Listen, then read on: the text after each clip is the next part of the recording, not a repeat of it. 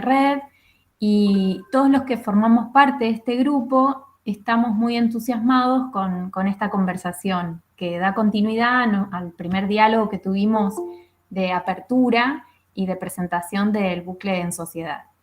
La intención es dar continuidad a una serie de conversaciones que se producen en cada uno de los nodos que forman parte del bucle red, y especialmente ocuparnos de algunos temas que nos interesan abordar especialmente en el nodo de políticas socioeducativas. Entonces, bueno, de allí la idea de barajar y dar de nuevo el nombre de esta conversación: políticas públicas y educación, escenas y narrativas alternativas para pensar el presente.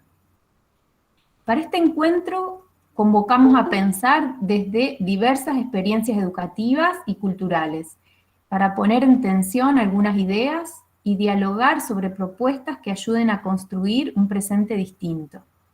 Bueno, por eso convocamos a nuestras invitadas y a nuestro invitado, y voy a dejarlos de la mano de Nati Enrico, quien coordinará las instancias de conversaciones, va a presentar a nuestros anfitriones. Perdón, voy a silenciarme un ratito.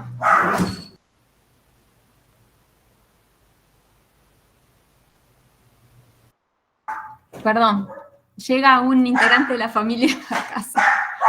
Bueno, Nati Enrico es quien coordinará las instancias de conversaciones y presentará a nuestros anfitriones y comentará los momentos en los que estuvimos pensando y organizando este diálogo. Nati es licenciada en Comunicación Social, con especialización en redacción periodística y periodismo gráfico, egresada de la Facultad de Ciencias de la Educación de la Universidad Nacional de Entre Ríos. Fue docente en el profesorado de Lengua, Literatura y Comunicación y en carreras de Comunicación Social en la ciudad de Rafaela, e integrante del equipo de cátedra de redacción periodística en la Facultad de Ciencias de la Educación de la UNER. Se desempeñó como integradora regional socioeducativa en el Ministerio de Educación de la provincia de Santa Fe desde 2008 a 2010, durante la gestión de Elida Racino. Y fue integrante del equipo técnico del Plan Estratégico de la provincia de Santa Fe de 2010 a 2013. Se desempeñó como coordinadora regional de la región 2 del Nodo Rafaela en el Ministerio de Gobierno y Reforma del Estado. También se especializó en planificación estratégica, participación ciudadana en políticas públicas y desarrollo local. Así que, bueno, le doy la palabra a Nati, y bienvenidas y bienvenidos a todos los que se van incorporando. Hola, buenas tardes a todos y todas. Muchísimas gracias, Nati, por la presentación. La verdad que es un gusto participar de toda propuesta que impulsa y genera el bucle, este gran sueño de nuestra querida maestra y referente y eterna compañera Elida Racino. Así que poder encontrarnos hoy, bueno, es un motivo de alegría, y también cada vez que se nos convoca a pensar, a reflexionar juntos y juntas, es una oportunidad para aprovechar.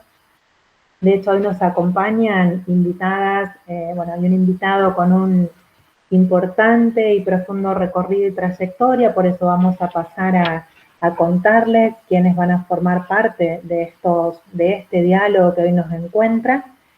En primer lugar, nos acompaña Mabel Zimmerman, que es profesora de nivel primario, licenciada en educación, especialista en literatura para niños. Mabel, desde el año 1999, coordina talleres literarios para niños, adolescentes y adultos. Trabajó en el Ministerio de Educación de Santa Fe entre 2010 y 2012 como capacitadora y coordinadora del proyecto Palabras al Viento, mediante el cual se capacitó a docentes de la provincia en literatura para niños. En la actualidad, Mabel se dedica a la escritura de cuentos originales y de versiones de clásicos, y a la elaboración de guías de abordaje de textos literarios para diferentes editoriales. Realiza además capacitaciones virtuales para mediadores de lectura sobre literatura en la primera infancia, y desde el año 2016 es emprendedora cultural y lleva adelante La Ola Editorial, un espacio de producción, edición y venta de libros para niños, bellísimos, muy recomendables, con una poética enorme, así que quienes puedan acceder a los libros y a las producciones de la ola editorial, bueno, van a tener una enorme y bella posibilidad de acceder a textos muy hermosos. Por otra parte, nos está acompañando hoy Fernando Peirone. Fernando es doctorando del Doctorado en Estudios Sociales de América Latina del Centro de Estudios Avanzados, SEA, de la Universidad Nacional de Córdoba. Es director del Observatorio Interuniversitario de Sociedad, Tecnología y Educación de la Universidad de San Martín, la Universidad de José C. Paz y la Universidad Pedagógica Nacional. Director del Programa de Saber Juvenil Aplicado por la UNSAM, docente concursado de Tecnología y Sociedad por la Universidad de José C. Paz. Es además director, junto a Marcelo Urresti, del Núcleo sobre Tecnologías Digitales, Cultura y Sociedad, docente e investigador del Instituto de Altos Estudios Sociales, fundador de la Facultad Libre de Rosario, director del proyecto Profesiones Invisibles, proyecto académico 2016-2020, cofundador del Foro para el Debate Social de las Nuevas Tecnologías, director de la serie Pensamiento y Educación de la editorial de la Universidad Nacional de Villa María, autor, entre otros libros, de Mundo Extenso, Ensayo sobre la mutación política global, Historia de la Biblia. Junto a otros autores, es además autor de La Educación Alterada, Aproximaciones a la Escuela del siglo XXI, Platón en el Callejón, Los griegos en disputa, El futuro ya no es lo que era. Nos acompaña además Judith Sabino. Judith es ceramista y escritora. Trabajó para el Ministerio de Educación de la provincia de Santa Fe en el proyecto socioeducativo El Patio entre 2011 y 2019, como coordinadora del espacio Fábrica de Juguetes, también como coordinadora del espacio Cerámica y como coordinadora pedagógica del proyecto general. En jornada ampliada del Ministerio de Educación de la provincia de Santa Fe, se desempeñó como especialista en área de tecnología para el equipo curricular de diseño de la jornada ampliada. Nos acompaña también hoy Carolina Valparda. Caro es licenciada en Comunicación Social, egresada de la Universidad Nacional de Rosario, se ha especializado en Política y Gestión de la Comunicación y Cultura en la Facultad Latinoamericana de Ciencias Sociales, Flaxo, y ha obtenido el título de Máster en Comunicación, Cultura y Sociedad del Departamento de Sociología, Goldsmiths University of London, Reino Unido, además también como becaria. Fue directora general de Pedagogía Urbana y el Tríptico de la Infancia, y en la actualidad es directora general de Espacialidad Cultural Pública en la Secretaría de Cultura y Educación del municipio de Rosario. Su interés se centra en los siguientes campos y áreas y en los diálogos que entre los mismos se establecen: comunicación, pedagogía y sociología urbana, gestión cultural, políticas de infancias y juventudes. Bueno, vaya, si tenemos invitadas e invitados para acompañarnos en esta jornada de diálogo. La idea es poder desarrollar este encuentro en 3 momentos. Luego de la presentación, pasar a una instancia de reflexión, donde, bueno, vamos a plantear una serie de preguntas a nuestras invitadas e invitados. La idea es poder reflexionar y que cada uno desarrolle en relación a 3 preguntas que nos hemos formulado y que nos hemos planteado como parte del equipo de compañeras y compañeros que integramos este nodo del bucle.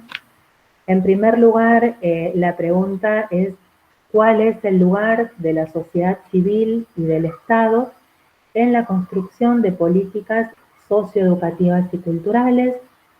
La segunda pregunta es: ¿qué particularidades tienen los proyectos innovadores que están pensando y sobre los cuales vienen trabajando?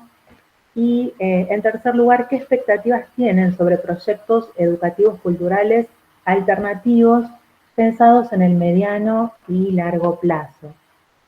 Ahora vamos a darle la palabra a nuestras invitadas e invitados.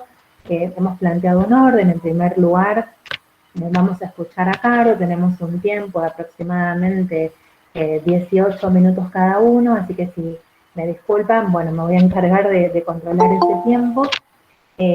Vamos a comenzar entonces por Carolina Valparda. Bueno, muchas gracias. ¿Me escuchan bien? Se escucha muy bien, Carol. Bueno, primero que nada, agradecerles a todas, a todos por estar acá, celebrar que encontremos el espacio y el tiempo. Me parece que la primera cuestión alternativa e innovadora es darse espacio y tiempo en estos momentos que corren para poder pensar y reflexionar. Agradecerles fundamentalmente al Bucle, a todo su equipo de gente comprometida por esta militancia de estas causas, ¿no? De poder seguir creando y generando espacios que nos permitan habilitar conversaciones, intercambios. Yo escuchaba recién los recorridos de mis compañeras y compañeros de panel y pensaba, bueno, qué placer que me hayan invitado y qué privilegio también. Explicarles un poco, como antesala a las preguntas, pues sean esas preguntas que son re chiquitas y fáciles de responder, que siempre hablo, fundamentalmente cuando me refiero a políticas y proyectos en los que estuve involucrada, desde un lugar que tiene que ver con una trama muy colectiva, que tiene referencias muy fuertes, para mí va a ser ineludible, por suerte, parafrasear y nombrar a Eli Racino y a Chiqui González en muchos de los proyectos y políticas de los que yo me sirvo para dar cuenta de las reflexiones a las que arribo. En estos breves resúmenes y se ve que a veces se piden, uno pone como los grandes títulos, pero lo cierto es que mis propios trayectos de aprendizaje estuvieron muy ligados al diseño y la implementación de algunas políticas públicas, culturales y educativas, y en esa trama, bueno, las referencias son amplias, así que siempre me gusta hacer esa aclaración. Como decían ahí en la presentación, actualmente estoy trabajando en la Dirección General de Espacialidad Cultural Pública, que ya voy a andar un poco en esto de los nuevos desafíos mediano y largo plazo que implica pensar la espacialidad cultural pública, pero fundamentalmente durante muchos años en mi trabajo en el gobierno local de la ciudad de Rosario, trabajé estando a cargo del Tríptico de la Infancia, que bueno, es creo parte de la experiencia que hoy también interesaba que yo acerque, un poco también en continuidad de lo que había hablado Chiqui Escliar en aquella primera gran presentación, así que trataré también de hacer ese ligue.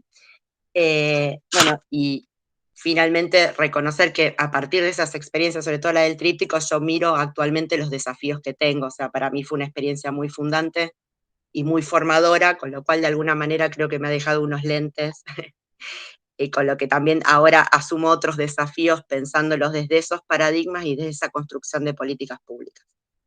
Pero atendiendo particularmente a las preguntas y tratando de respetar los tiempos, que va a ser la tarea más difícil para Natalia, y mirando mi reloj arriba a ver si te puedo zafar un poco de la presión, porque acá no puedes pasar el papelito, Nati, aparte, ese discreto que uno pasa. La primera pregunta apunta a la relación entre el Estado y la sociedad civil en la construcción de políticas socioeducativas y culturales, y ahí para mí esta pregunta me resultó muy cómoda de trabajar porque por lo general siempre me invitan a paneles donde yo navego en los intersticios entre lo educativo y lo cultural, y a mí celebro mucho que estemos, por ejemplo, pensando lo socioeducativo, cultural, todo junto, y podamos pensar la educación integralmente.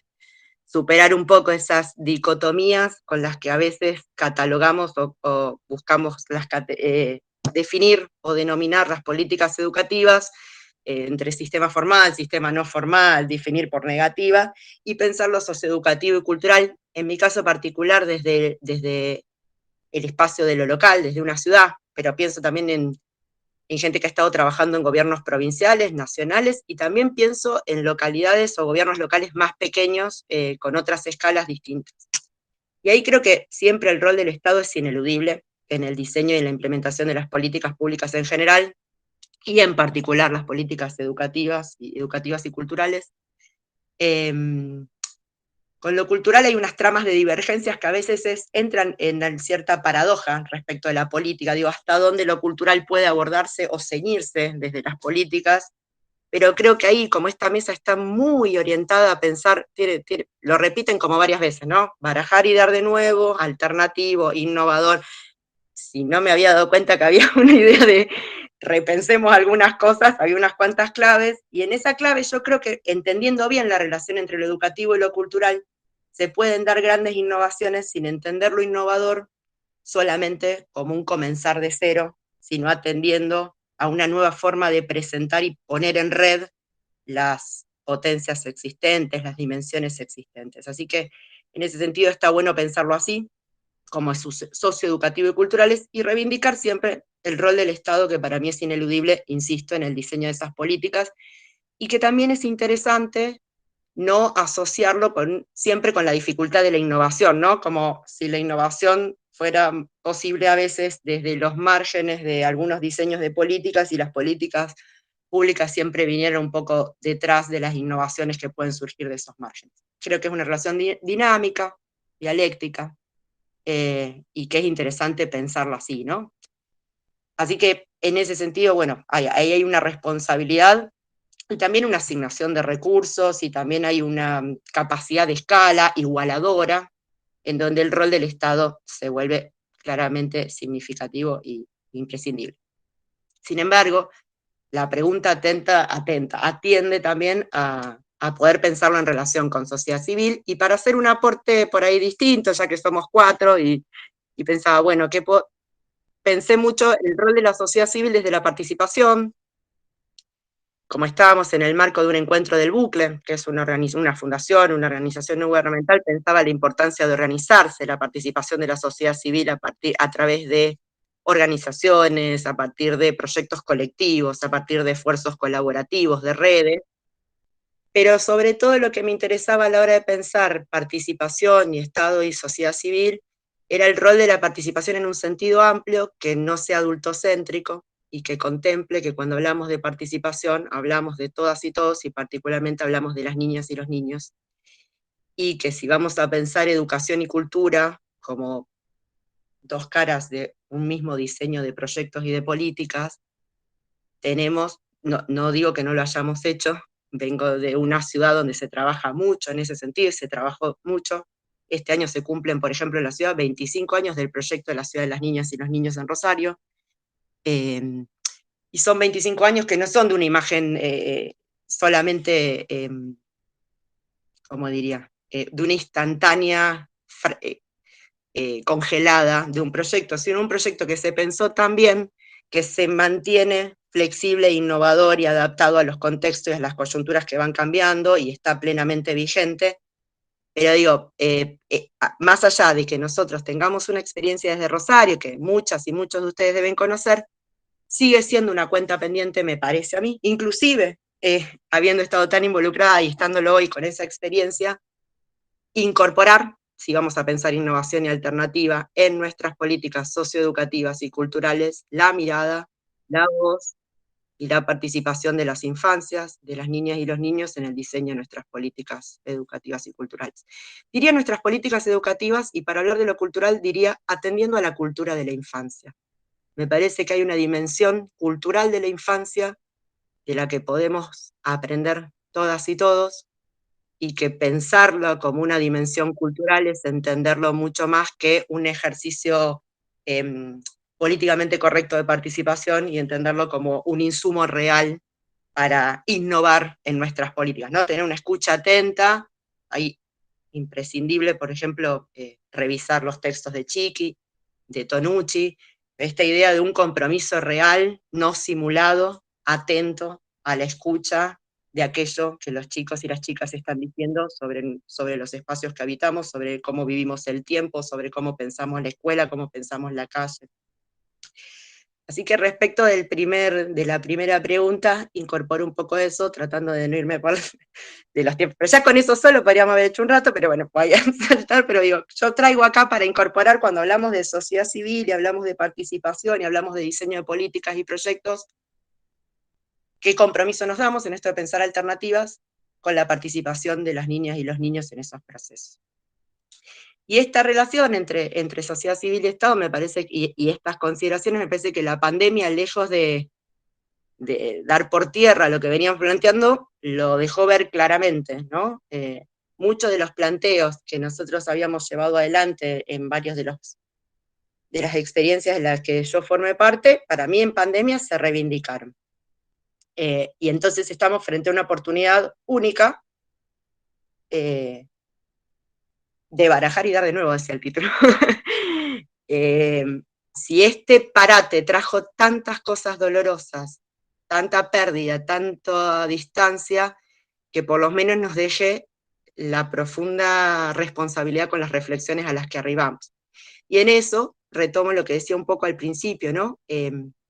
Dejar de pensar los universos separados y las dimensiones separadas, pensar lo educativo como algo integral, pensar la escuela como un espacio público, pensar la escuela como una dimensión y no solo como un lugar. Eso para mí en la pandemia quedó muy claro, y con toda la fortaleza y toda la reivindicación que hago de eso con la escuela, ¿eh? Porque para mí es al revés, es como más que nunca entender que la escuela es escuela de espacialidad pública, primero, y que desde la escuela se puede pensar la espacialidad pública entera de una localidad, de una ciudad, y, y en ese proyecto educativo integral, pensarla por fuera, inclusive del edificio que la alberga, y también pensar el edificio que la alberga en relación con la ciudad toda. Perdón la referencia recurrente a la ciudad, hice un esfuerzo cuando tomaba mis notas, y juro que en la cabeza tengo pensadas muchas adaptaciones para las compañeras y los compañeros que estén por ahí en otros contextos distintos que Rosario, más grandes o más chicos.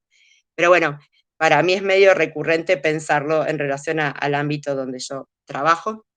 Entonces, como les decía, me parece que la pandemia un poco vino a reivindicar esta necesidad de acompañar a la escuela en un proyecto educativo cultural integral que contemple, en nuestro caso, por ejemplo, la ciudad toda, y que piense que la escuela puede ser también una metáfora de la espacialidad pública de toda la ciudad. Y es para adentro y para afuera, intramuros, extramuros.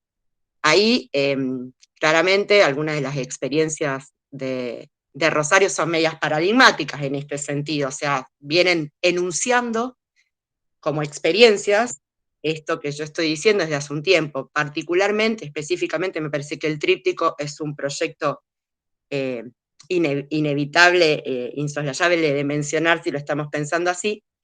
Y siempre digo lo mismo, no solo por lo que el tríptico representa por la sumatoria de 3 lugares particulares, sino por lo que el tríptico aportó a esta ciudad, y desde esta ciudad a muchas otras y a muchas otras experiencias, como concepción de la espacialidad pública, cultural, educadora. Yo siempre digo que sobre todo en Rosario, pero en muchas otras partes, cuando uno dice tríptico de la infancia o tríptico, se volvió una tipología de espacio público, cultural y educador. Como uno dice museo o dice biblioteca. En Rosario uno dice tríptico y no hay que dar muchas explicaciones. Y para mí, cuando una batalla simbólica y narrativa, batalla en el mejor sentido, se gana de esa manera, cuando habla de qué tan instalado está en Rosario, y bueno, cuando vos decís voy al tríptico, es como decir voy al museo. O sea, no es qué es el tríptico. Y inclusive nos pasa con mucha gente de afuera. Y eso para mí tiene que ver justamente con esto que trataba de decir, ¿no? Una política que termina definiendo de tal manera la forma de transitar la ciudad, la forma de compartirla, la forma de construirla, que en el imaginario se instala como una tipología que no necesita más explicación y que se enuncia como tal.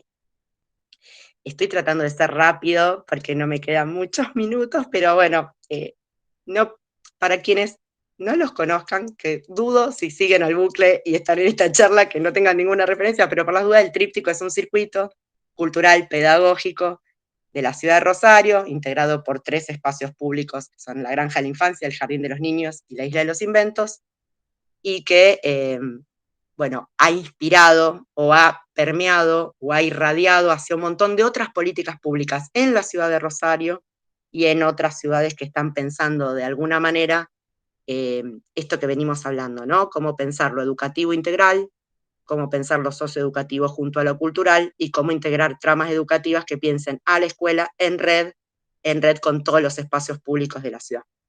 Son territorios para ser jugados y conjugados, decimos nosotros, dice Chiqui, donde las dicotomías se disuelven, esas dicotomías tradicionales con las que por ahí a veces se piensan los espacios educativos, no siempre, y trata de brindar desde una multiplicidad de lenguajes experiencias que no limiten el cuerpo de la mente, la ciencia del arte, el espacio del tiempo, y que puedan permitirnos experiencias un poco más integrales y más cercanas a lo que es la vida misma. Con eso un poco trato como de acercarme a alguna respuesta sobre la primera pregunta, pero prometo que con las otras dos voy a atar con esto mismo que venía diciendo para ir más rápido.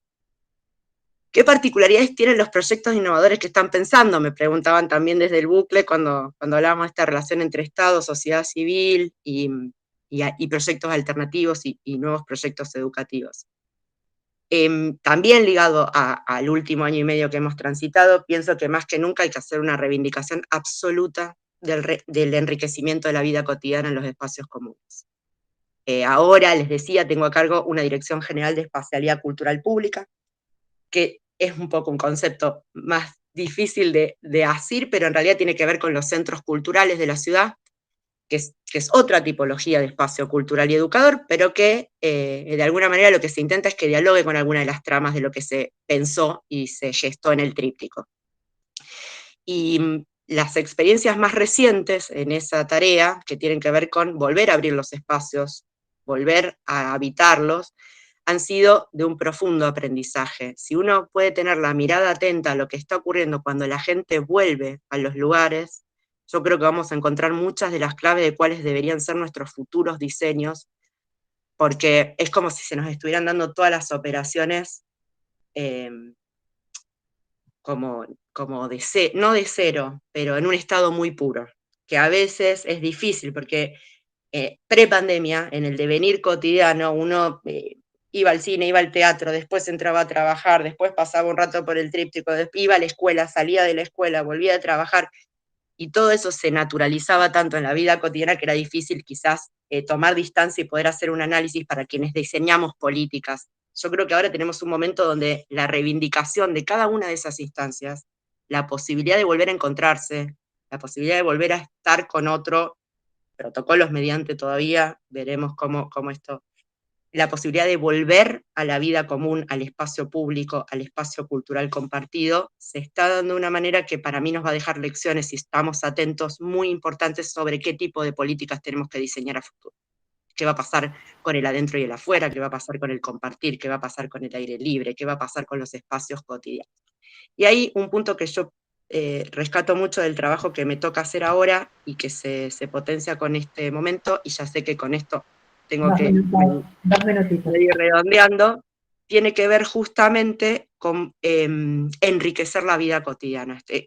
Todavía no lo tengo del todo elaborado, no lo elaboro sola, yo trabajo en un gobierno, o sea, trabajo con equipos, sigo lineamientos, pero desde mi aporte vengo pensando que la vida cotidiana y la espacialidad cultural pública, la idea de que en el tránsito cotidiano de la ciudad uno pueda enriquecer la experiencia que uno va llevando en ese tránsito y pensarla como cultural y educativa desde ese lugar, junto con la escuela, si no es este el momento fundante para recrear y para trabajar esa trama, probablemente se nos vuelva a pasar esta etapa, volvamos a entrar en otro formato de lo que llamemos normalidad o nueva normalidad, si eso cabe pensarlo así, y habremos perdido esa lección aprendida que mucho nos costó y que a lo mejor sería interesante ver cómo podemos sacar por lo menos algo bueno de todo el dolor de lo que estamos transitando.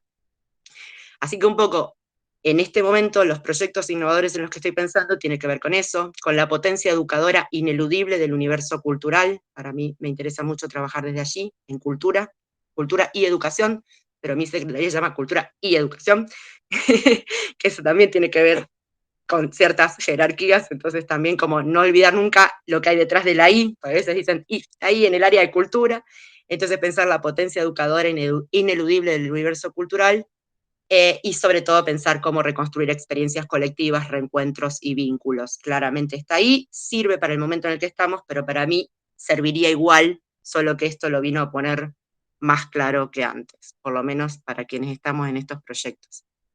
Y rápidamente, muy rápidamente, sobre las expectativas, y está vinculado con esto que acabo de decir, dice el bucle, proyectos educativos culturales alternativos. La palabra alternativa para mí tiene una polisemia ahí media que podríamos pensarlo un rato, pero alternativo quiero decir, me parece, con lo que existe, con lo que ya se entrama,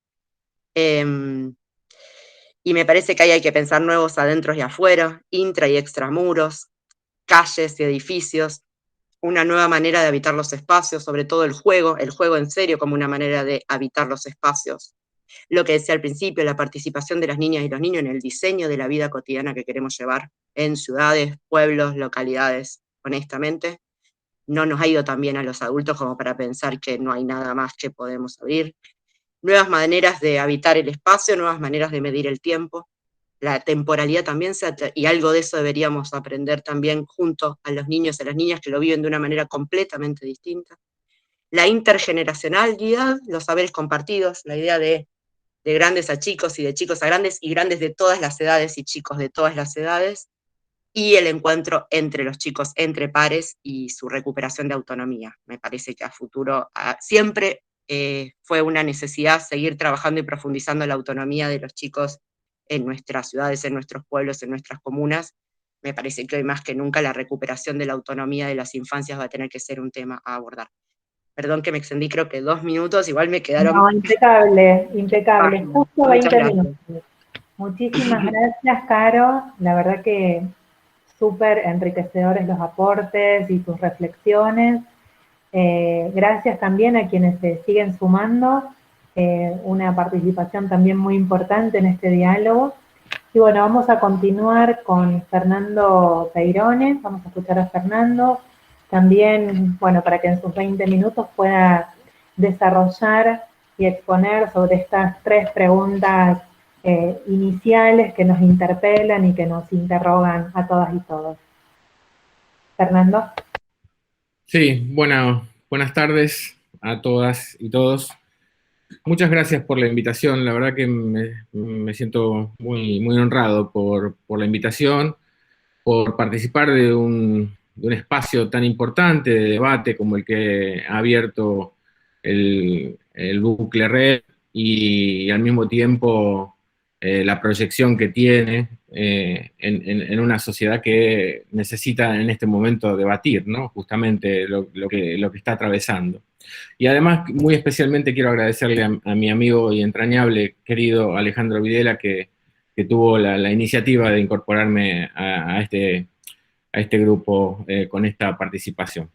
Bueno, voy a compartir pantalla ahora para mostrarles algo que es como un PowerPoint que armé para esta presentación. ¿Ahí me están viendo? ¿Sí, no? Se visualiza bien, sí. Perfecto. Bueno, voy a hacer como una pequeña contextualización en función de las 3 preguntas y de una experiencia que ha marcado mucho mis últimos años de trabajo y de investigación. Para esa contextualización quisiera decir que estamos en lo que podría ser las consecuencias de la irrupción de lo que algunos autores llaman la era de la información, y a su vez del impacto inusitado que generó esto en todos los campos del conocimiento y en toda la constelación institucional. Una muestra de eso es propiamente esto que ustedes pueden ver acá, digamos, la enorme posibilidad y a su vez cantidad de nombres con las que se trata de algún modo mostrar, contener y abordar un cambio cultural de carácter global que, de acuerdo a los autores, a las disciplinas o a las investigaciones que se han hecho, tienen diferentes interpretaciones, denominaciones, ¿no?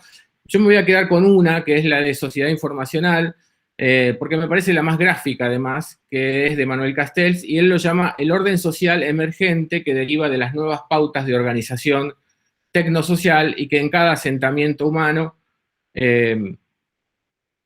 adquiere características propias vinculadas a su historia, su geografía y su trayectoria. Me parece gráfica porque, digamos, cuenta que es un producto global, pero al mismo tiempo tiene características diferentes en cada lugar. No es lo mismo cómo se expresa en Japón que en Argentina, y dentro de Argentina no es lo mismo el modo en que se se expresa en la cultura de la puna jujeña que en Tierra del Fuego o en Buenos Aires, ¿no?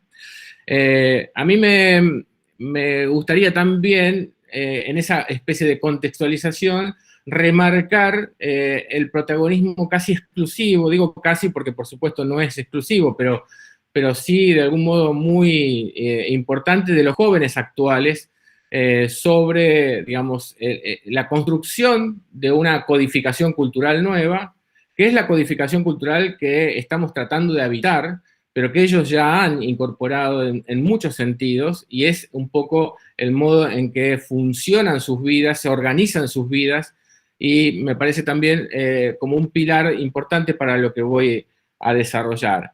Ahora, lo digo también porque nosotros no tenemos sobre ellos, y en esto es muy interesante lo que decía Carolina antes sobre las infancias, ¿no? Digamos, como esa especie de actor social que no ha sido cuya mirada y su palabra no ha sido del todo incorporada. Bueno, con los jóvenes pasa algo muy parecido, con el agravante de que son quienes están de algún modo definiendo un modelo social, un modelo cultural, con un ímpetu importante que, digamos, como decía recién, todo el espectro institucional y el espectro disciplinar está siguiendo un poco de atrás. Ahora, fíjense cómo nosotros nos dirigimos a ellos.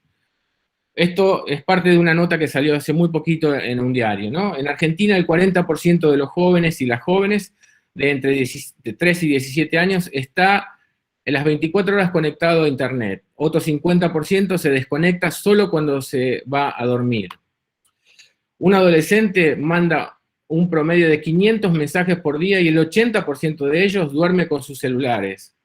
La mitad no se desconecta nunca y usan 4 pantallas a la vez. Digamos, fíjense cómo de alguna manera hay una descalificación o un menoscabo de una lógica de funcionamiento, un ecosistema que no está siendo entendido, diría yo, para empezar a conversar. Fíjense, digamos, un diario, página 12, un diario supuestamente progresista, digamos, cómo se define con una nota de Rosana Morduchowi sobre el libro de Rosana de Morduchowi que sacó hace muy poquito, donde dice que la vida de los jóvenes pasa directamente en Internet, no tienen otra interactividad básicamente porque su vida es lo que pasa en Internet. La BBC de Londres, cómo fomentar el espíritu crítico en los jóvenes sin convertirlos en opinadores de todo, ¿no? Y acá, otra vez, digamos, cómo de alguna manera se supone que no tienen espíritu crítico. Lo mismo pasa en este diario español, donde la importancia de impulsar el espíritu crítico y el pensamiento crítico entre los jóvenes, como si de alguna manera no lo estuvieran viviendo, ¿no? Entonces, voy a hablar de 3 cuestiones que de algún modo construyen el desafío que tenemos por delante y que caracteriza a muchas de las cuestiones que estoy trabajando en este momento en la Universidad Nacional de José de Paz y la Universidad de San Martín.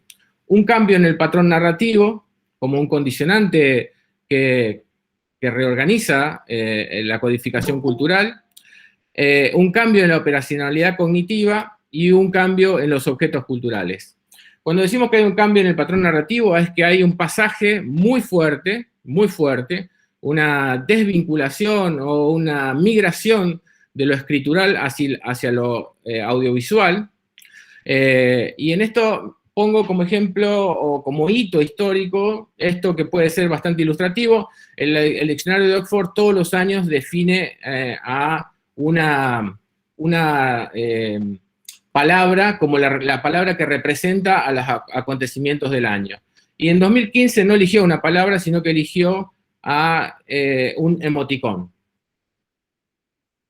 Ese emoticón ya no era una palabra, sino que era una gramática comunicacional nueva que todavía no había sido incorporada, pero que había sido encontrada en la calle, en el uso cotidiano de los niños, pero de los jóvenes, de los adultos también, por supuesto, pero que no tiene una una contraparte pedagógica, ¿no? Es una hegemonía de la comunicación visual, un pasaje de la narrativa logocéntrica a una icónica y audiovisual, narrativas convergentes y transmediáticas, lenguajes que rompen la linealidad expresiva de lo escritural, y saberes que no se subordinan al orden explicador de la palabra. Esto ya en sí mismo es un desafío y una provocación también para muchas de las cosas que vivimos quienes nos formamos en la cultura enciclopédica, en la cultura moderna, ¿no? Willem Flusser, un comunicólogo de origen checo, me gusta esta definición suya que da cuenta de la primera parte, ¿no? Somos testigos, colaboradores y víctimas de una revolución cultural cuyo campo de acción apenas adivinamos. Uno de los síntomas de esta revolución es la emergencia de imágenes técnicas a nuestro alrededor. Ya no experimentamos, conocemos y valorizamos el mundo gracias a las líneas escritas, sino a superficies imaginadas que cambian nuestra vivencia, nuestro conocimiento y nuestros valores. El mundo ya no se presenta más como línea, proceso, acontecimiento, sino como plano, escena, contexto. La segunda parte es un cambio en la operacionalidad cognitiva y tiene que ver con el origen de la web, ¿no? De la World Wide Web en 1990 a cargo justamente de este ingeniero inglés, Tim Berners-Lee, que él dice lo hipertextual no es una escritura, no es un producto, es un concepto. Algunos años después, ya en 2019, muy cerca nuestro, Alessandro Barico lo define como una forma de pensar, como una cosmovisión, y arriesga más y dice, es el cimiento de una civilización nueva. Entonces, me interesa esto porque esta hipertextualidad, esta nueva gramática, tampoco ha ingresado a la escuela, tampoco ha ingresado tampoco ha tomado la forma de una exploración pedagógica tampoco, ¿no? La gramática hipertextual, para definirla de alguna manera, rompe la linealidad, estalla y se diversifica, permite diferentes recorridos y perspectivas simultáneas, todos los accesos son puertas principales, reproduce, diversifica y aumenta lo real, transporta y deslocaliza, lo cual quiere decir que de alguna manera se abandona la cultura de la profundidad y se valora o se resignifica la cultura de la superficialidad y de la conexión antes que de la profundidad. Sobre lo cual habría que discutir mucho también, porque nosotros tenemos depositado en la profundidad o en el valor de la profundidad algo tal vez demasiado importante para el significado que ha tenido y, digamos, a su vez, las contrapartes políticas que ha significado, culturales y los desafíos que esto ha implicado históricamente, ¿no? En términos ideológicos, por supuesto, a eso me refería. Y después, el último cambio, me refiero al cambio en los objetos culturales.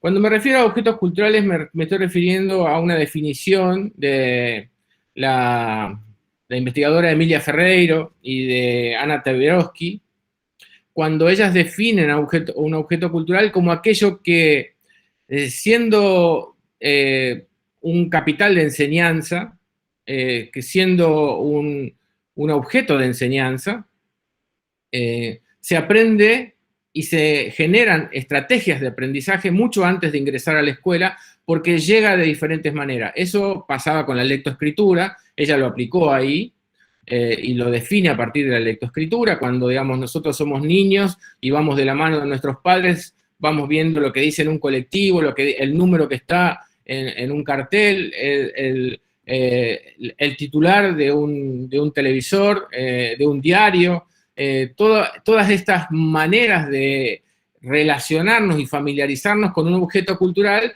de la lectoescritura en ese caso, que termina generando una aproximación y cierta estrategia de aprendizaje para incorporarlo y usarlo y aplicarlo. Cosa que, digamos, se diferencia mucho con lo que existía antes con esa mirada un poco más conductista que tenía la pedagogía antes de Emilia Ferreiro, aunque siguió, por supuesto, pero digamos al mismo tiempo fue desafiada e interpelada por Emilia Ferreiro, cuando dijo, los niños no son hojas en blanco que ingresan a la escuela y a las que hay que enseñarles todo de cero, sino hay que recuperar esa mirada y esa voz que decía Carolina, porque está presente en muchas de las cosas que queremos enseñarles y lo que tenemos que hacer en todo caso es continuarlas. Bueno, objeto cultural nuevo, muy vinculado, ha emergido a la tecnología, ¿no? Entonces, ha generado los saberes tecnosociales. ¿A qué llamamos saberes tecnosociales? Al repertorio de habilidades y competencias que se desarrollan y transmiten de manera informal, junto al avance tecnológico, la masificación de Internet, la proliferación de dispositivos digitales y la autocomunicación de masas. Es un compuesto de códigos culturales que provienen de lo tecnológico, pero que se han desplazado a la vida offline y gravitan en la configuración de un orden social emergente y en el modo en que cada uno está organizando su vida, digamos, ¿no? Aquello que empezó siendo tecnológico, después se agregó como una perspectiva que de alguna manera está presente en la vida cotidiana de nuestros jóvenes. Digo, por caso, muchos de nosotros nos hemos criado, hemos crecido bajo la idea de un sujeto moderno que tenía que mantenerse idéntico a sí mismo, que tenía que construir sobre una identidad y reafirmarla todo el tiempo. Bueno, eso que de alguna manera desbarataron las redes sociales, en la Argentina tenemos un promedio de 10 redes sociales activas por ciudadano, y esas redes sociales activas, no quiere decir que se usen permanentemente, implican el entendimiento de una gramática propia de cada una de esas redes y un propósito propio, pero al mismo tiempo una manera de denominarnos o de presentarnos en sociedad. Esa diversificación del sujeto, que no tiene nada que ver con el sujeto moderno, es un poco el preámbulo o un modo más que habilitó esta posibilidad de que cada uno se interprete a sí mismo en una sexualidad, se interprete a sí mismo en diferentes modalidades de ser, que no necesariamente tienen que ser ni siquiera coherentes. Cosa que para muchos de nosotros significa casi una provocación, ¿no? Porque no estuvimos para nada educados en esa corriente. Y tiene derivas en la lógica relacional, en las acciones colectivas, en las interpelaciones político-institucionales y en los procesos de subjetivación. Por eso lo llamamos saberes tecnosociales, porque se originan en lo tecnológico, pero derivan en lo social con una enorme cantidad de posibilidades y de construcciones colectivas, ¿no? Como chicos y chicas que están todo el tiempo construyendo esto. Ahora, ¿a qué llamamos o cuáles son esos saberes tecnosociales? Bueno, las capacidades interactivas altamente desarrolladas,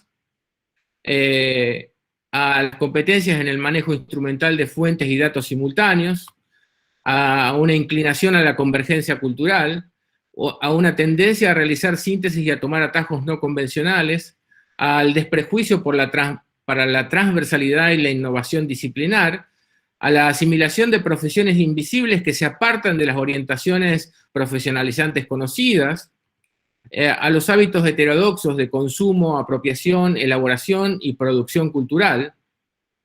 Entonces, a la actitud lúdica integrada al trabajo, a la alta capacidad de improvisación, a la disposición recreativa, como un remixado que hacen sobre muchas cosas, el meme es uno de ellos, los stickers son parte de esa cultura también, que como verán también es audiovisual, ¿no? O sea, los GIFs, eso también es una recreación estética sobre lo que ocurre y una manera de decir cosas.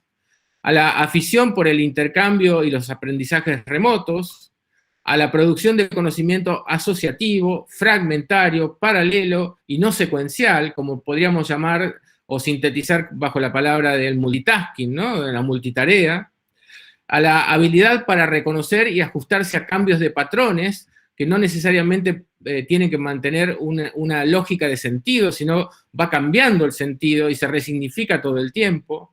Bueno, esos saberes tecnosociales representan un obstáculo epistemológico por su carácter, por ejemplo, prefigurativo, en el sentido de que al ser prefigurativos todavía no tiene una conceptualización, no tiene un desarrollo teórico y tampoco tiene una codificación asimilada más allá del uso muy frecuente que hace el mercado de estos conocimientos o de estos saberes tecnosociales para su propia venta y con un reflejo mucho mayor y mucho más dinámico y ágil que el que suelen tener las instituciones escolares. Fernando. Perfecto. El otro obstáculo epistemológico de esto es porque tienen un carácter convergente, donde confluyen muchas lógicas comunicativas diferentes, no necesariamente compatibles, porque es fundamentalmente práctico y muy difícilmente traducible a palabras, como cuando nosotros le preguntamos a nuestros pibes o a nuestros sobrinos o a nuestros nietos o a quien sea cómo se hace algo. Al preguntarle cómo se hace algo lo estamos subordinando a una lógica del conocimiento que no es la que manejan ellos y les resulta mucho más fácil con un muy mal humor decirnos, dejá, te lo hago yo, que ponerse a explicar dónde y qué significa cada icono que aparece en una pantalla, a la codificación meta-interfásica que hay. Cuando un chico pega un simple vista de pantalla, puede ubicar rápidamente la iconografía que representa el game over, o terminar, o saltar de pantalla, etcétera, ¿no? Esto no tiene, mejor dicho, un correlato pedagógico ni didáctico todavía, y no ha ingresado al sistema institucional. Esto es parte de lo que nosotros estuvimos trabajando en el proyecto de las tecnicaturas informacionales y el proyecto académico 2016-2020, que se implementó, se presentó en octubre de 2015 frente a las 53 universidades nacionales, por un grupo de investigación de casi 30 personas que pude dirigir y que desarrolló 21 tecnicaturas que 47 de esas 53 universidades quisieron implementar, pero que se vieron interrumpidos o desalentadas por el gobierno que asumió el 10 de diciembre de 2015, lamentablemente, pero que afortunadamente se pudo implementar en la Universidad Nacional de José C. Paz con la tecnicatura en gobierno electrónico, la tecnicatura en comercio electrónico, la tecnicatura en informática aplicada a los procesos industriales y la de tecnicatura en informática aplicada a la salud. Esas 4 tecnicaturas dan cuenta en la práctica, nos han obligado a repensar todo esto, y esto que acabo de exponer es parte de una síntesis muy apretada, por cierto, de los desafíos que nos hemos encontrado y que tuvimos que de algún modo organizar para poder afrontar. Muchísimas gracias. Muchísimas gracias a vos, Fernando, por, justamente poder comentar y compartir estas nuevas experiencias sobre esta codificación cultural nueva, los interrogantes y, los pasos y las maneras de pensar y repensar hacia adelante. Así que muchísimas gracias por compartir las experiencias. Ahora vamos a escuchar, a nuestra siguiente invitada, a Judith. La idea, Judith, es poder compartir con vos también las 3 preguntas para quienes se suman, están planteadas en nuestro chat.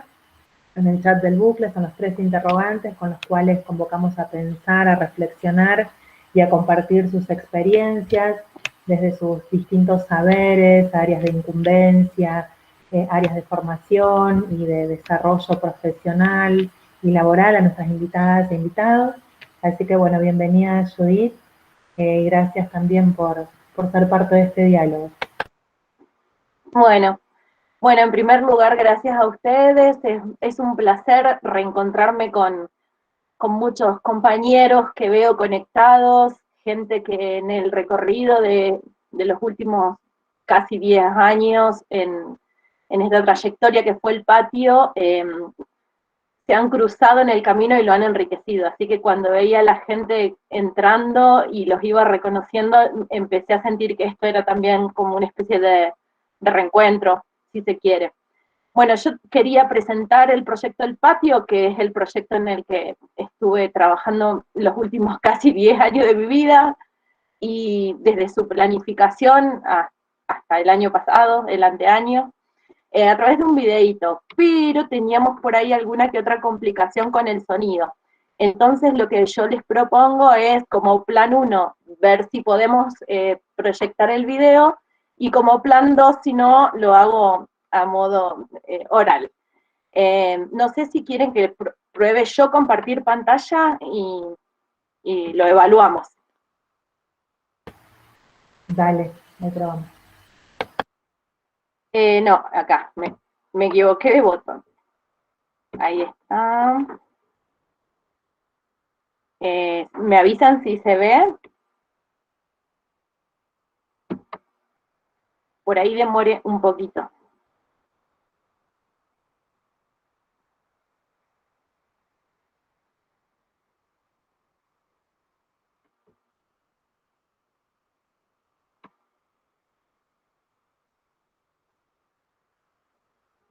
¿Se ve? Todavía no lo vemos, no, no se ve. No.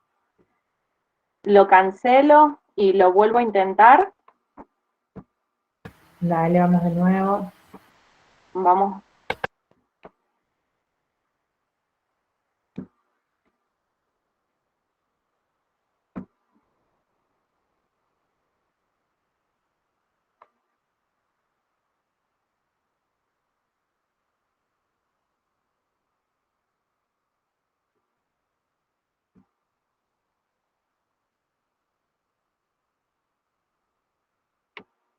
¿No aparece?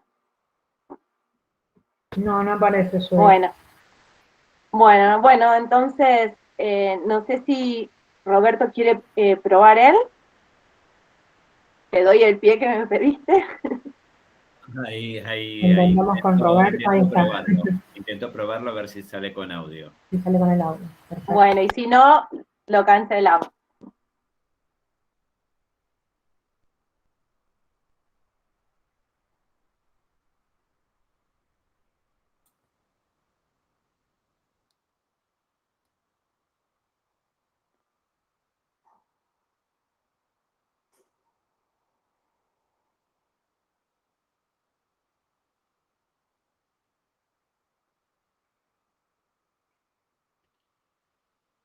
No, no está saliendo el audio, Roberto, por lo menos yo no lo escucho. Pero sin audio, sí, Judy. Por ahí si querés compartir el link en el chat, así quienes Sí, de exposición pueden. sí, después pueden lo verlo. pueden ver. Perfecto. Bueno, Gracias. yo lo voy a dejar en el chat cuando termino, y el que esté interesado, yo lo recomiendo porque es el patio contado por sus destinatarios, y para mí era mucho más valorable ese relato hoy que el mío, pero bueno, vamos al plan B, que es mi relato. Judith, Concretamente, me gustaría... Perdón, ¿no te sirven las imágenes y vos hablás o querés que no lo pasamos? Sí, Roberto, sí. Está perfecto, si lo quieren dejar como imagen. Roberto quiere compartir pantalla y que vaya corriendo. Por ahí se van a perder los destinatarios hablando, pero lo recuperan después desde el link. Exacto. Bueno, nada, me gustaría empezar contando la experiencia que tuve cuando fui convocada para el patio.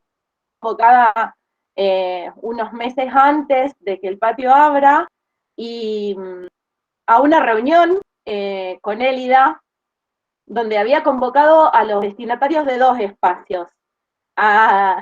Y todavía lo recuerdo como si fuese hoy. Al espacio de crianza desde el afecto, y al espacio que teóricamente era el que encabezaba yo, que era el espacio de fábrica de juguetes para Bienvenir. Y para mí fue muy intenso escuchar ya el nombre de los espacios, y sin expresarlo sentí que no sabía si en el barrio en el que estaba planteado el proyecto podía funcionar.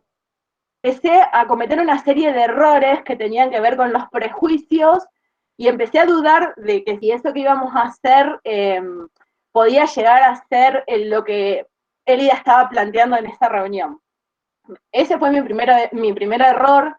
Me equivoqué porque no solo funcionó, sino que tanto el espacio de crianza desde el afecto como el espacio fábrica de juguetes, como todos los espacios del patio. Así que bueno, lo que ocurrió fue que tuve que entregarme al acontecimiento que fue el patio, porque para mí el patio terminó siendo un gran acontecimiento, entregarme y dejar que fluya y entender que el proyecto que Elida en ese momento nos había planteado era una gran estructura, muy versátil, que se iba a ir adaptando a lo largo de los años a todos los avatares que tuvimos que pasar y que pudimos pasar y superar para terminar siendo un gran proyecto, un proyecto muy importante. El patio concretamente, a mí me lo plantearon así el primer día, tenía que ser un espacio educativo no escolarizado. Y ahora, a la distancia, interpreto que era un espacio educativo no escolarizado en relación con la escuela de hoy, pero que delineaba tal vez la escuela que queremos, que en algún momento podría ser un espacio, un proyecto educativo escolarizado, porque creo que era la escuela que es la escuela que Elida pensó y que todos nos animamos a pensar en aquel momento, y bueno, que nos llevó a lugares muy interesantes. Teníamos que aceptar la multietariedad, teníamos que aceptar en un mismo espacio las diversas generaciones aprendiendo desde el hacer. Teníamos que habilitar hasta el último minuto de la última hora en el que el proyecto estaba abierto, la recepción, el recibir y el bienvenir a ese que llegaba con deseos de hacer algo. El patio no clausuraba su funcionamiento hasta las 7 de la tarde, que era el momento de cerrar. Entonces, hasta 2 minutos antes, el bienvenir era una matriz de funcionamiento. Y teníamos que permitir o volvernos permeable a lo que el barrio proponía. Era muy complejo, porque si bien tenía una estructura, a nivel propuesta teníamos que ser lectores de esos emergentes tan complejos. Era una zona de las caracterizadas como urbana marginales, con muchas problemáticas sociales muy difíciles. En esa época se habían tomado una franja de un barrio que era el Santa Rita 2, se habían usurpado más de 200 casas. Nosotros teníamos niños que asistían al patio recién inaugurado en determinados horarios, porque después tenían que ir a cuidar la casa, les tocaba a ellos quedarse en la casa ocupada, y empezamos el proyecto entablando un diálogo desde ese lugar. También pensé que no se iba a poder, lo vi como muy grande para lo que éramos muy jóvenes y tiernitos en ese momento, pero también me equivoqué, porque se pudo contener y se pudo aprender. En esa época hay una anécdota, que es que llega a través del Observatorio de las Infancias, llega Julián Weich con UNICEF a hacer una especie de documental sobre el patio y a divulgar la tarea que estábamos haciendo.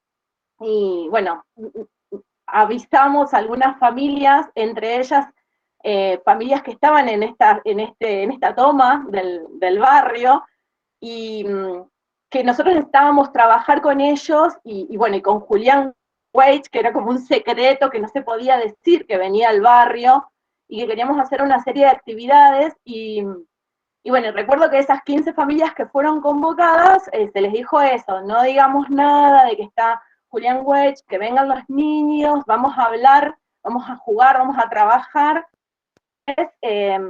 vamos a hacer un documental, y le hablábamos de la importancia de poder hablar del patio en ese sentido. Y fueron todos muy correctos porque vinieron a horario, fue hermoso, todos estaban como engalanados, no sé, es como que la familia llegó a esa circunstancia como con una felicidad extrema, y acompañaron a los niños, no solo los padres, sino los tíos, los abuelos, había un montón de gente. Y recuerdo que cuando en un momento salí del lugar donde estábamos filmando a la vereda, vi que había por lo menos 200 o 300 personas en silencio total, porque no se había guardado en secreto que venía Julián Weich, y estaban en total silencio participando, queriendo participar de eso que estaba ocurriendo adentro, con muchísimo respeto, esperando el momento en el cual poder o ser oídos o que se les permita entrar. Pero el barrio ese día participó del documental desde un lugar increíble y la organización fue increíble. Nosotros, desde los espacios que teníamos, que eran, después se fueron sumando otros porque el proyecto fue mutando, como Elida dijo que iba a ocurrir, el proyecto va a ir mutando porque si vamos a leer los emergentes va a pasar eso. En un principio éramos Crianza desde el Afecto, la fábrica de juguetes, pero estaba cocina, estaba circo y teatro, estaba juego simbólico, multimedia, deporte social, eran una serie de lenguajes que estaban expuestos, abiertos durante 3 horas por día, y el destinatario elegía la circulación a través de una especie de mapa personal, el cómo atravesar esos lenguajes y esas propuestas. Entonces, cuando abríamos a las 4 de la tarde, tanto el adulto como el niño o la familia completa llegaba al proyecto y circulaba y generaba un recorrido personal por los espacios y por los contenidos y participaba. Con el tiempo nos dimos cuenta enseguida que no había una horizontalidad, no había una verticalidad en la enseñanza, que el que enseñaba era también el que aprendía, y el que aprendía también enseñaba, porque todo hacia donde el patio fue girando, fueron emergentes y cuestiones que tuvimos que ir aprendiendo nosotros, que desconocíamos y en la que nos tuvimos que volver especialistas, porque era hacia donde nos llevaban las circunstancias. Y cada vez que pudimos oír esos emergentes y tomarlos, el proyecto creció. Es así que, bueno, que la fábrica de juguete terminó abriéndose hacia otros lugares, abrió un taller de cerámica donde terminó constituyéndose una cooperativa de mujeres ceramistas. El espacio de crianza generó un vínculo que excedió la circulación de la madre durante los 9 meses de embarazo para prepararse para recibir y bienvenir a ese hijo. Terminó que la madre que entró en esa instancia, los niños crecieron, dejaron de ser los protagonistas de ese espacio, porque hasta los 2 años era un espacio orientado para esa edad, pero el niño circulaba y empezaba a ser convocado en otros espacios del patio, como el de juego simbólico, el niño empezaba a circular y hacerse cargo de esos lenguajes que se les proponía, y las madres nunca se iban de crianza desde el afecto. Entonces ya no era un lugar pensado para esa mamá que se preparaba para recibir y para interactuar con otras madres y las circunstancias previas al parto y al embarazo, y a criar desde el afecto luego del nacimiento. Se transformó en un lugar de encuentro y de escucha, y de ofrecer la posibilidad de poner la palabra en un lugar muy importante. Entonces, esas madres terminaron siendo grupos de mujeres que en rondas se hacían un lugar en determinados momentos de la semana para volver al proyecto, ya sin hijos bebés.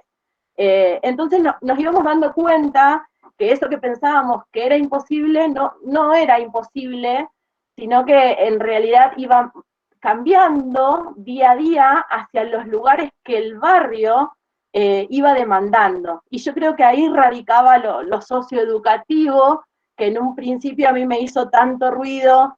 La poética nunca sobró. A mí esto de fábrica de juguetes para bienvenir y crianza desde el afecto, que en su momento me había parecido como demasiado revolucionario, sentí que fue recibido como, la poética fue bien recibida en un barrio que no se le permitía poetizar.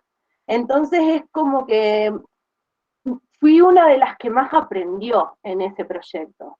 Y me emociono, perdón, porque el patio ya no está. Y, perdón.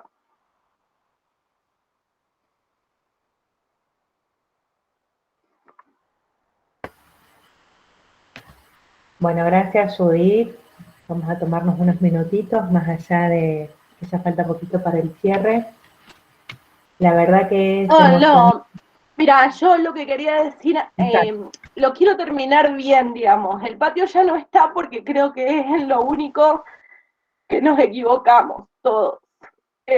No creo que en alguna parte del recorrido no lo hemos sabido cuidar como el proyecto lo merecía, y bueno, y hoy no está, pero yo necesitaba estar acá y poder decirlo. Y Caro dijo hace un rato, Carolina dijo, la batalla estuvo ganada cuando decir tríptico era una situación como cotidiana y que la gente sabía a qué remitía. A nosotros una vez nos llegó una mamá y nos dijo, yo traigo a mi hijo al patio porque el médico me lo recetó. Y nosotros pensamos que era un chiste. Y nos mostró la receta y el médico había recetado ir al patio. Y entendimos que habíamos conquistado desde la poética un territorio maravilloso, y el médico era de un hospital público que atendía también en una salita, y supo leer el proyecto, y creo que esa fue una batalla que ganamos y que fue muy intensa y muy grande. Creo que el desafío, que tal vez es la última pregunta de las tres, el desafío es recuperar instancias, no sé si el patio, pero recuperar instancias como esa. Nos lo debemos y se lo debemos al barrio, a todos los barrios. Estamos muy tristes de ver que el patio se apagó, pero tenemos la forma de poder replicarlo, porque ahí está Pame. Pame es una mamá del barrio que en el 7º año entró de profesora. Si eso no es conquista, si cuando hubo una vacante pudimos hacer que un destinatario sea profe, no sé lo que es una victoria, una conquista. Hola, Pame. Te quiero. Así que, bueno, por ahí no es muy profesional mi testimonio, en el sentido de que lo académico quedó como a un costado. Yo necesitaba sanar con este testimonio y creo que lo estoy haciendo. Pido disculpas por mi emoción. Muchísimas gracias, Judith. La verdad que tu testimonio, cargado de tanta emoción, esta posibilidad de escuchar y abrazar el territorio, la poética nunca sobró, como vos bien decías, y que muchos destinatarios pudiesen apropiarse del proyecto y darle un sentido y resignificarlo y darle un valor. Bueno, en eso estamos, ¿no? Los interrogantes y las preguntas tienen que ver con recuperar todo lo mucho que se pudo construir desde esos primeros sueños, pero también continuar pensando nuevos horizontes desde el presente hacia el futuro, con las claves de la amorosa experiencia que ustedes narran. De eso se trata. Así que te abrazamos mucho y gracias por compartirlo de este modo, que es el modo que pudiste, y que realmente está cargado de poesía, de belleza y, por qué no, de desafíos. Leía en el chat la fuerza que ponían muchos participantes, valorando, destacando lo que fue la experiencia. Y bueno, quienes la conocíamos, quienes la escuchamos, quienes leímos, reafirmamos con tu emoción y con tu fuerza lo que ha significado y lo que significan este tipo de proyectos para los territorios. Así que muchas gracias, Judith. Bueno, y vamos a escuchar ahora a Mabel Zimmerman, la última invitada, para después pasar a la instancia de trabajo en subgrupos. Te escuchamos, Mabel. Hola, ¿cómo les va? Yo voy a tratar de hacer una síntesis para que quede tiempo y poder tomarme solamente 10 minutos. Es difícil seguir después de tu testimonio, Judith, pero sirve tu testimonio, me alegra haberlos escuchado antes para poder retomar lo mío y ver que hay una sintonía de alguna manera.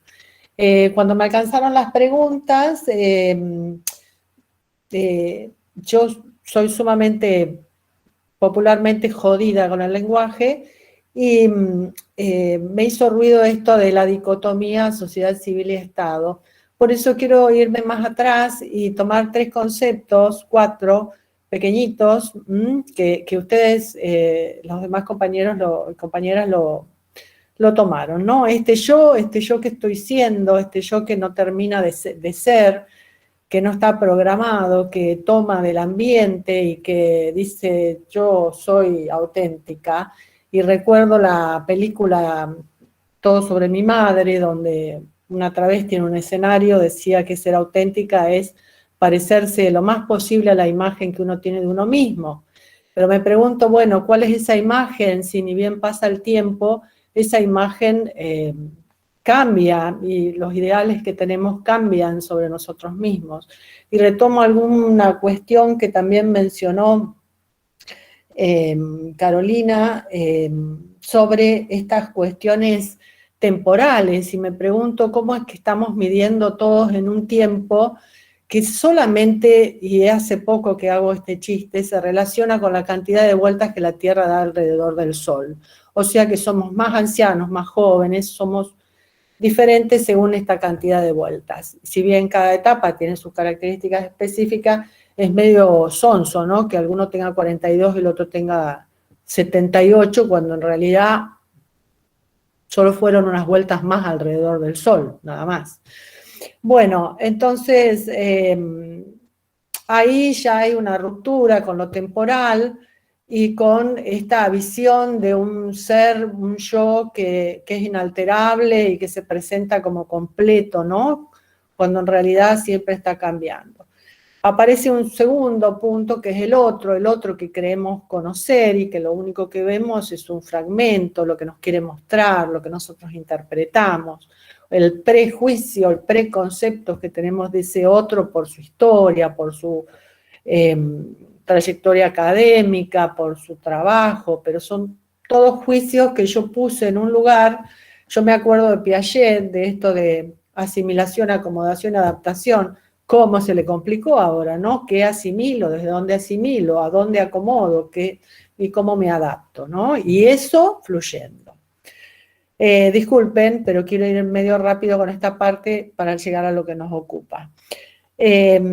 Entonces, bueno, ese otro también soy yo también soy para el otro lo que el otro puede ver de mí. ¿Y qué puede ver de mí el otro? Los gestos que menciona tan bellamente Carlos Escliar en un libro, Desobedecer el lenguaje, que hay que leerlo porque es bello desde la primera palabra a la última. Y él resume esto en que somos el gesto que damos. Y yo quise separar a Mujica, donde dice, porque la palabra también es un gesto, ¿no? Mis palabras no están en mí, son parte de mí, no son mis palabras, yo soy ellas. En mis palabras me digo, pero ese decirme es parte de lo que soy, la parte que al decirme yo doy. Entonces somos esa palabra, y esa palabra funciona también, no la podemos atrapar, porque tenemos palabras cápsulas donde decimos respeto. ¿Y qué ponemos? ¿Qué gestos ponemos adentro de esa palabra, no? ¿Qué colocamos? Porque lo que colocábamos hace 20 años, que era silencio, no me animo, no me acerco, respeto es, para estas vueltas alrededor del sol, es admiración y es acercamiento y es palabra y es diálogo. O sea que los contenidos de esas palabras cápsulas, y me acuerdo de Brunner con esto de que la palabra no representa, sino que constituye la realidad. Bueno, ¿qué realidad? La que yo puedo ver desde mis esquemas, la que me deja ver el otro. Y después está la palabra poética, la palabra que Judith nos mostró recién, que no alcanza, y que la poesía es la única palabra que se puede acercar lo más posible a la emoción, pero que nunca va a alcanzar la emoción en sí misma. Nosotros nos podemos acercar y usar metáforas y usar muchos recursos literarios para expresar lo que Judith siente, pero no va a alcanzar el núcleo de la emoción.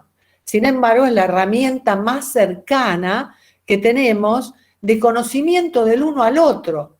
Porque si vos a un niño o una niña le preguntás ¿qué árbol sos? Y te dicen un bonsái, como me han dicho, o la madre compró un bonsái hace poquito, o estamos en problemas. En mi trabajo de talleres he tenido una niña que a los 8 años yo tenía un instituto en el que hacíamos distintos talleres, y entonces yo siempre aprovechaba y los mandaba al literario.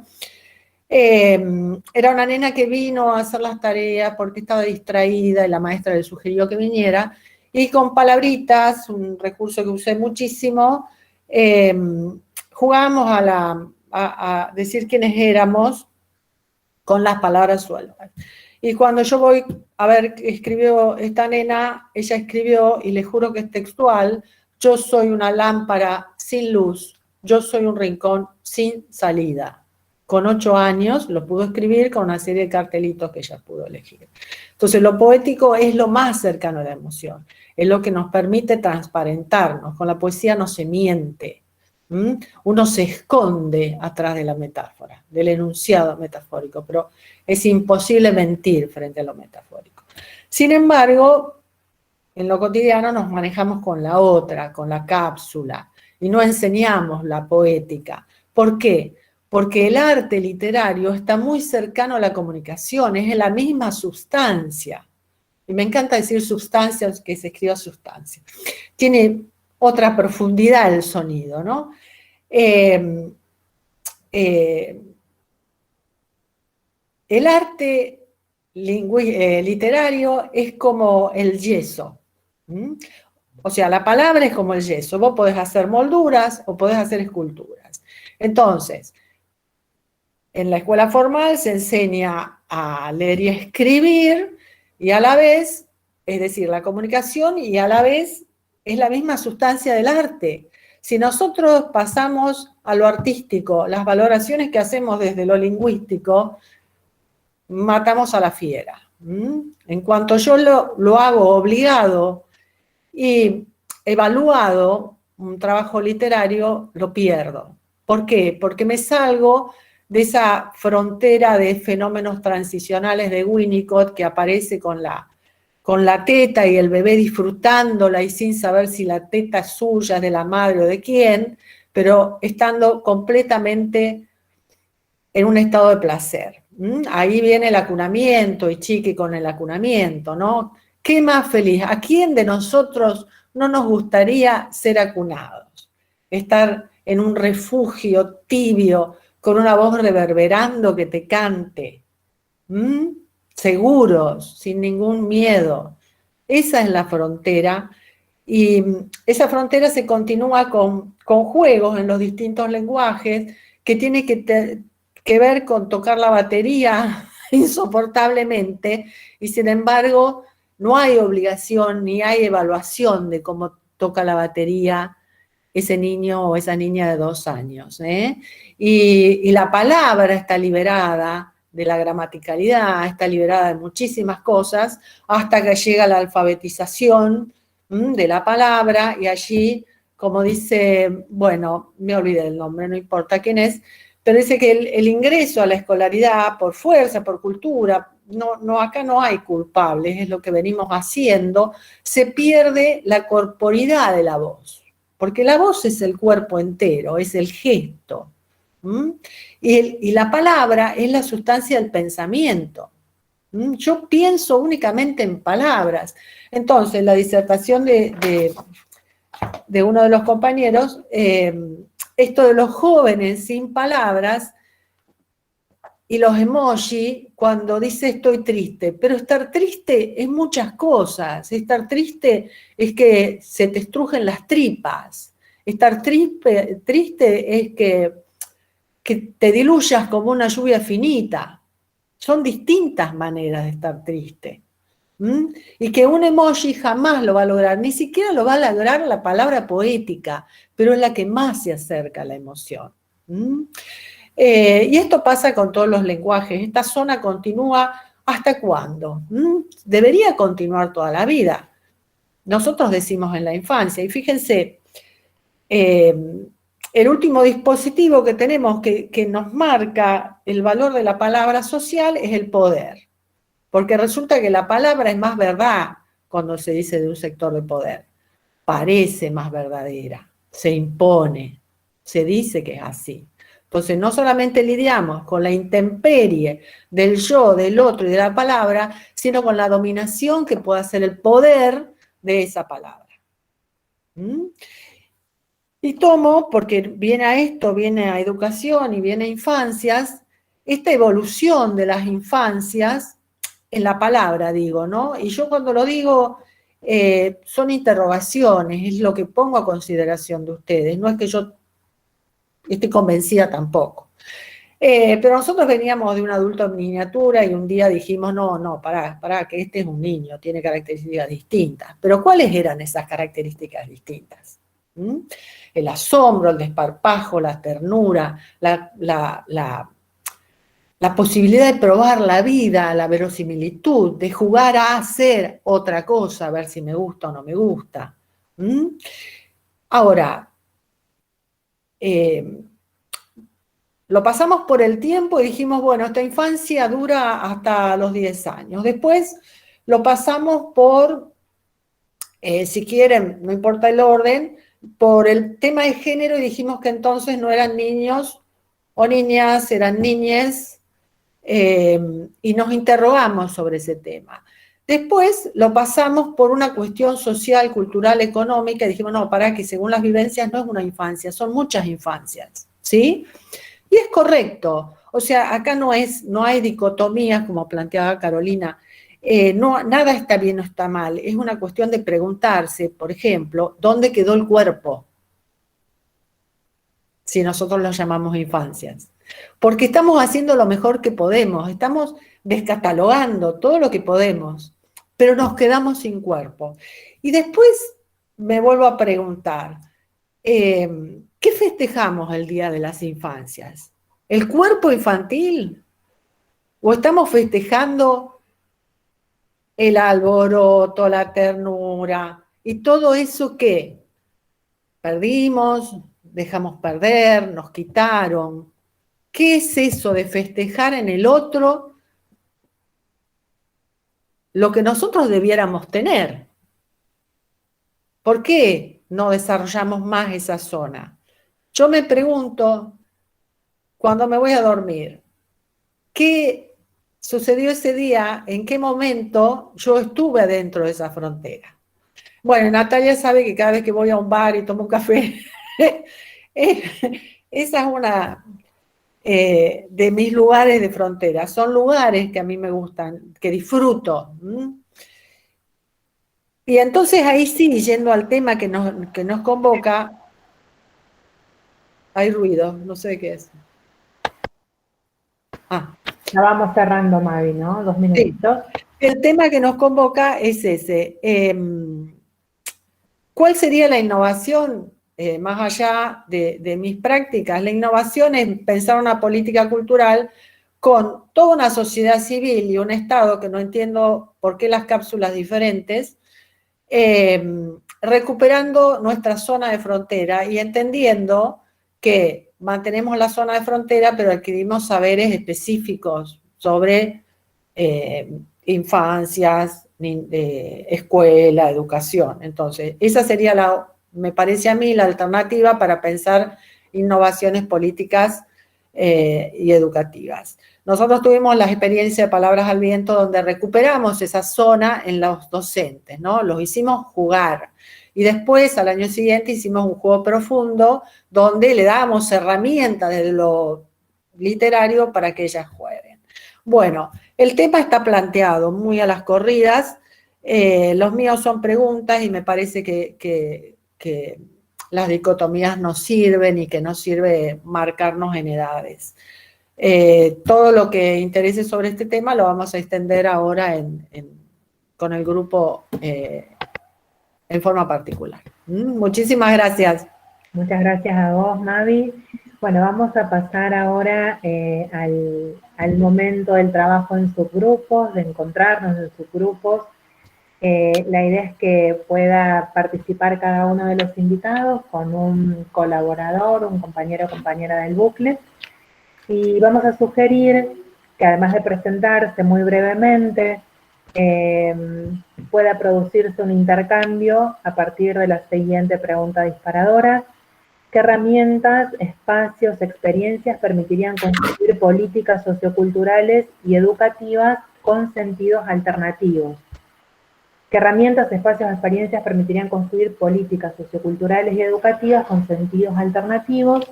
Vamos a tomarnos unos 15 minutos para trabajar en los subgrupos y después nos volvemos a encontrar para el cierre.